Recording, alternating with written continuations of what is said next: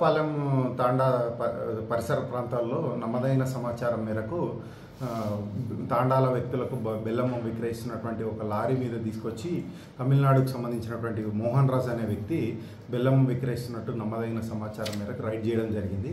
అక్కడ బెల్లం విక్రయిస్తుండగా అతను పట్టుకోవడం జరిగింది. అతని పేరు మోహన్ రాజు, సేలంకి సంబంధించినటువంటి వ్యక్తి.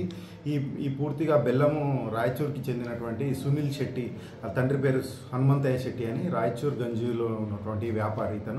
ఇతనికి చెందిన బెల్లంగా మనకు తెలుస్తుంది. ఇక్కడ ఈ బెల్లాన్ని సేలం ప్రాంతం నుంచి, తమిళనాడు నుంచి తీసుకొచ్చి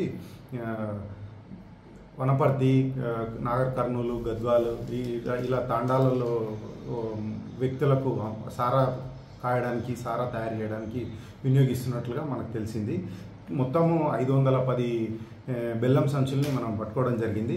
ఒక్కొక్క సంచి 30 కేజీల పరిమాణం కలిగి ఉండి 50 రూపాయల చొప్పున ఒక కేజీకి, ఒక బ్యాగ్కి 1500 రూపాయల చొప్పున అమ్ముతున్నట్టుగా మనం గుర్తించడం జరిగింది. మొత్తము బెల్లం యొక్క విలువ 7,65,000 ఉండింది. వెహికల్ యొక్క వాహనం యొక్క ధర దాదాపు ఒక 8 నుంచి 9 లక్షల వరకు ఉంటుంది.